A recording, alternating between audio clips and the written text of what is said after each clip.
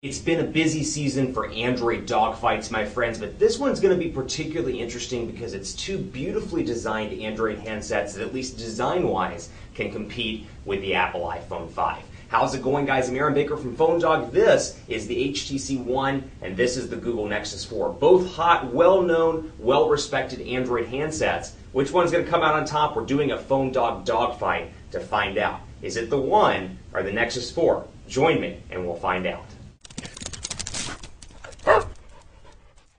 Obviously, Android's kind of dominating the market right now in terms of overall devices released, so we see a lot of Android dogfights, and you're probably thinking to yourself, it's another Android dogfight. I hope you're excited about it as much as I am, because what I like about this one, the HTC One and the LG Nexus 4, also known as the Google Nexus 4, the fact that these are two incredibly high-end, well-designed Android phones. I mean, you look at, LG or Samsung or some of the other ones that utilize plastic, and some people say, they use plastic. What I like about this one, these are two premium material-based devices. I mean, the HTC One is gorgeous with metal all around and glass in the front. The LG Nexus 4 has been lauded for its build quality with glass in the back. And obviously, with these devices, much like the iPhone 5, you get that risk of breaking. You drop it, you shatter the glass, yada, yada. But what I like about these is it brings kind of that iPhone 5 design to Android. So, you love that metal. You love the glass.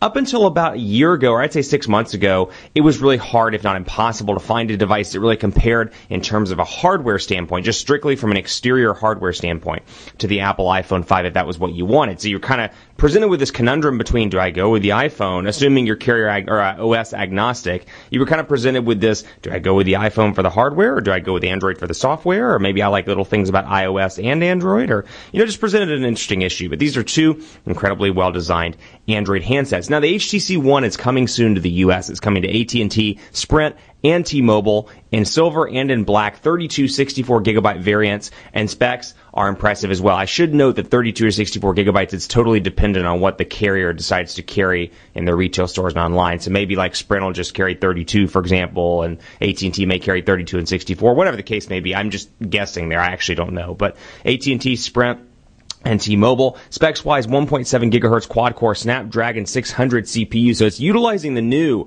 Snapdragon architecture, and forgive me here while I pull this away. There we go. Utilizing the new Snapdragon architecture here. It's got a 4.7-inch 1080p HD display, so much like the Droid DNA, a beautiful display. It's a little bit smaller, but still a gorgeous display. What I like about 4.7 inches, I think for the mainstream, it fits a lot of people's needs in terms of size. Now, it's hard to say that in today's world, 4.7 inches is kind of on the smaller side, but realistically speaking, I think this is a device that's going to fit in a lot of people's hands. So the travel-wise, I can make it to the top without any issue. And even though I have bigger hands, this is going to be a nice mid-sized device for a lot of people in comparison to something like a Galaxy Note 2 or an LG Optimus G Pro. Camera on the back, 4 ultra pixel camera with 1080p HD recording, HTC Zoe capabilities. I utilize ultra pixels because it is an HTC marketing buzzword, but what I use it for is because I really want to distinguish the difference between this camera and 4 megapixels or 8 megapixels, the traditional camera. HTC is working hard to revitalize the way people look at the camera, and I will tell you, I'm going to spoil it a little bit, the camera is incredible on the HTC One. Otherwise, 2 gigabytes of RAM, Android 4.1 with HTC Sense version 5, so the newest version of HTC's Sense user interface. What I like about this, going to be available on multiple carriers in the U.S., so for that mainstream consumer that still buys their phones, and most people do, from the U.S. carriers, there's a lot of marketing potential here and a lot to offer. And then here's the LG Nexus 4. This thing packing some great specs. What's so great about this device? The price point. I mean, you can get this phone in 8 or 16 gigabyte variants, starting at $299 for the 8 gigabyte variant, and that's unlocked. That is without a contract from the Google Play Store. And you can get it through T-Mobile and some select instances as well. Also has a 4.7-inch display, though it's just basically 720p, right there around 720p. 4.7-inch display, 768 by 1280 pixels here. 8-megapixel camera on the back with 1080p HD recording. You got a front-facing camera on both of these devices. HTC touts a wide lens here so you can take more pictures of your friends. You're doing that kind of selfie in the mirror or selfie with your friends.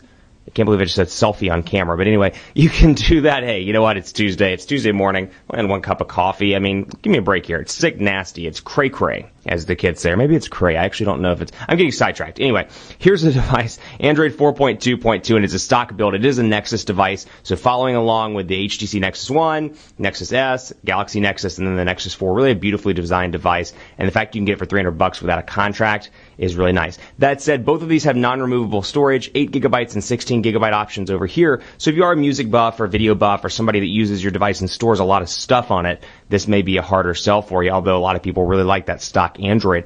And what I will give Nexus 4 credit for, historically, stock Android's kind of been a nerd's playground, if you will, but they are doing a little bit more marketing towards the mainstream consumer here. We'll talk more about that later in the video. But first, I want to give special thanks to our partners at Best Buy Mobile for giving us devices like this for use in our One Paw Bandit giveaway game. All I do, ship those to Phone Dog East. They give them away to you for free in the One Paw Bandit game. When you go into Best Buy Mobile, you'll walk out working. When the One comes out, or maybe even the Nexus 4, any of these other devices, Galaxy Note, Optimus G Pro, when it comes out, they'll make sure you walk out working. They'll help you set up your email, your camera settings, your contacts, your web. So when you walk out the door, you don't have to deal with all that setup stuff. And even, send your mom in, send your aunt in. They'll take good care of them as well. It's Best Buy Mobile's walkout working program, and it really does help.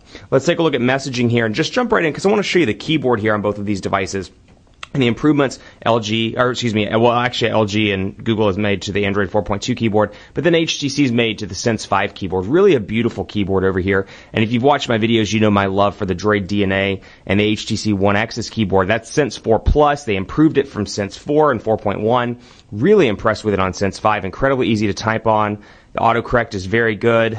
And you'll notice that across the board it uses a new system-wide font called Roboto. But 4.7 inches, decent size for most people. The thing that you're going to find with the HTC stuff, if you're used to working with HTC devices, this pesky little menu button down here at the bottom. And I am getting a little bit sidetracked, but I want to show you that because this doubles up as your recent apps and doubles up as Google Now. It presents a challenge because the button's basically being used for a couple of different things. It can't be used for anything else. But the keyboard is good. The personalization is great here. Much like Samsung's devices, you can personalize the text message look and feel, the background, the overall text box colors. And let's see, for example, Mr. Rogers, you can see I've got the blue text color here. Will you be my neighbor? Nope. What a mean guy. Android 4.2.2 over here. So you are getting a newer version of Android. You're getting a later version of Jelly Bean with things like this. Quick settings where I can access, my quick settings and my Wi-Fi and my airplane mode and all of that stuff easily from that area. Or I can bring down 2 fingers and access it just like that. Now, the Android 4.2 keyboard is decent, and it's one that I actually use. Love this keyboard over here. When I'm not working with this device, like a Galaxy Note 2 or Galaxy S3 or whatever the case may be, I actually install the Android 4.2 keyboard on that because I do find this keyboard to be pretty useful today. Thanks. And this one actually has a swipe-like functionality as well, which I've turned off, but when it's on, you can utilize that and move your finger around the screen. I've never really gotten into the swipe thing, but for people that like it, it is a great option. So let's talk just briefly, jumping on a message at build quality as well. I want to show you the micro SIM card slot here on the left side. Volume rocker over here on the right. This thing exudes premium materials. I mean, if you're that person that likes your device to look like your watch or your car, you really want that kind of high-end metal look and feel device. And it's got great software as well. We'll talk more in part 2 about some of the improvements that HTC's brought to Sense 5, but really just a gorgeous device. The black is beautiful as well. Love the speakers on the front. Can't believe a manufacturer, or any of them for that matter, have taken so long to get speakers on the front. When you were listening to music or a YouTube video, it's incredible to have those up here, but it really just exudes this nice industrial, expensive look and feel. You'll notice the micro USB charging port is down there at the bottom. It's a little bit off center, which I actually kind of like. Different design theme. Power button, which doubles up as an IR blaster, and then 3.5mm headphone jack up top. Now, over on the Nexus 4, you got your volume rocker and micro SIM card slot, both on the left side. Power button over on the right, kind of a Samsung/LG look and feel over here, with the power button on the top right-hand side. 3.5mm headphone jack up top. Got your micro USB charging port down there at the bottom, some screws. So this thing definitely has a beautiful build to it as well. Keeping in mind that price point too, $300 for this kind of thing. That is a sweet, sweet deal. $300, you can either get a bunch of clothes or you can get a Nexus 4. I don't know about you, but I'd rather be naked with a Nexus 4. Actually, that's not true at all. I really like clothes, but I like Nexus 4s too. It's kind of a wash. It's hit or miss. Depends on what's more important to you.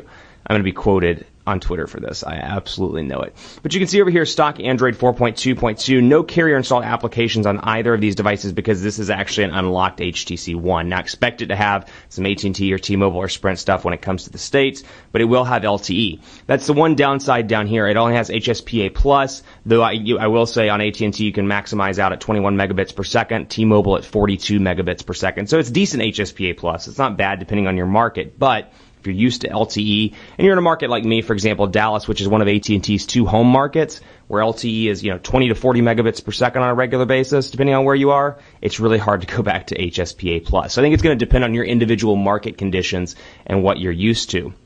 With that said, really nice here. On-screen buttons, back, home, and recent applications, completely stock Google look and feel with your widgets up here, and you'll scroll back and forth right between your apps and your widgets here. And you can see all of the Google stuff. Chrome integration here, currents, then you've got Google Talk, of course, Google Play, all that different stuff, and then your widgets as well. Now we'll talk about the lock screens in part 2. I want to show you this one as well. HTC Sense 5, dramatically different in my opinion from HTC Sense 4.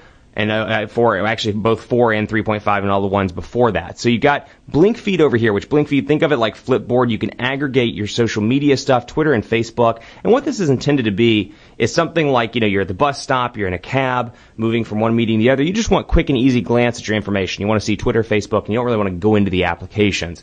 This is really nice because you can easily do that. So out of the box, this is what it looks like. It's got Blink Feed popping up and then one home screen over here. So you got your weather clock up top, and just to refresh, you pull it down and you'll see that it's updating right now. And of course, this, for example, and you see it brings up the full Talk Android using this as an example, brings up a full image post, and I can read the text if I want to, but just for a quick and easy glance, it's really nice. Another thing I like a lot is that, if you want that traditional home screen look and feel, you've got 4 additional home screens that you can go up to just by adding a panel. You've got your widgets right here. It doesn't scroll over between apps and widgets as easily as the Nexus 4 does, but you can do a maximum of 4 home screens in addition to Blink Feed. You can't actually turn Blink Feed off or get rid of it. It does maximize one of those home screens. But that said, I find it particularly useful, but if you want it to be a home screen, as you see, like I have mine set up here, bam.